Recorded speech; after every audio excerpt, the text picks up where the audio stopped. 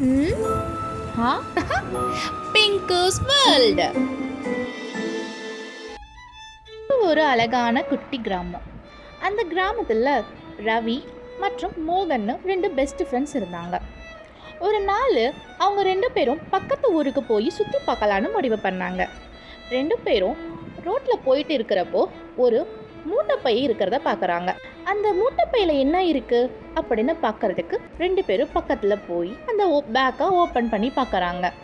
பார்த்தா அந்த மூட்டைப்பை ஃபுல்லாக கோல்டு காயின்ஸு. அவங்க 2 பேருக்கும் ரொம்ப சந்தோஷம். அப்போது ரவி சொல்கிறான், டேய் மோகன், இன்னைக்கு நம்ம ஜாக்பாட்ரா, நம்மளுக்கு இவ்வளோ கோல்டு காயின் கிடச்சிருக்கு. நம்ம 2 பேரும் அதை ஈக்குவலாக ஷேர் பண்ணிக்கலாம். அதுக்கு மோகனும் ரவி கிட்ட சரின்னு சொல்லிட்டு, ஆனால் அவன் மனசுக்குள்ளே இப்படி நினச்சிக்கிட்டான், நம்ம எதுக்கு இவன் கூட கோல்டு காயினை ஷேர் பண்ணணும்? இதை மொத்தமாக நம்மளே எடுத்துக்கிட்டா சீக்கிரமாக பணக்காரன் ஆயிடலாமே அப்படின்னு நினச்சிட்டு அவனோட ஈவில் பிளானை ஸ்டார்ட் பண்ணான். மோகன் ரவி கிட்ட சொன்னான், ரவி, எனக்கு ரொம்ப பசிக்குது, நான் ஊருக்குள்ளே போயிட்டு ஏதோ நம்ம 2 பேருக்கு சாப்பிட ஏதாவது எடுத்துகிட்டு வரேன். மோகனும் சாப்பாடு வாங்குவதற்கு புறப்பட்டான்.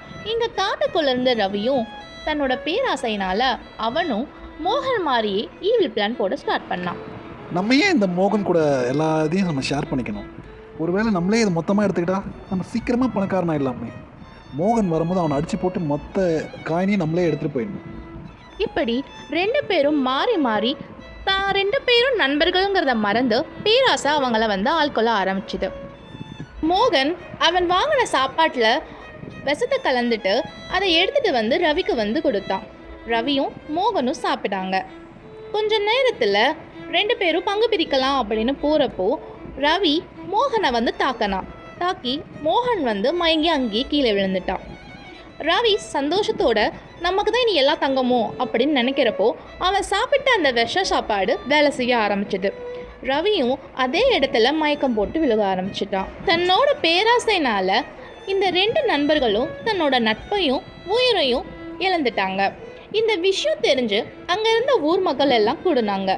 அவங்க எல்லாரும் அந்த தங்கத்தை எடுக்கவே பயந்தாங்க. ஊர் மக்கள் எல்லாம் ஒன்றா முடிவு பண்ணி அந்த தங்கத்தை கோவிலுக்கு தானமாக கொடுக்க முடிவு பண்ணாங்க. இந்த கதையில் இருந்து நம்ம தெரிஞ்சுக்கிறது, பேராசை அப்படிங்கிறது ஒரு மிகப்பெரிய கொடிய நோய். பேராசைப்பட்டா அது அழிவில் தான் கொண்டு போய் விடும். The end. உங்களுக்கு இந்த ஸ்டோரி பிடிச்சிருந்துச்சுன்னா என் சேனலை லைக் பண்ணுங்கள், சப்ஸ்கிரைப் பண்ணுங்கள். பாய், இட்ஸ் மீ பிங்கு.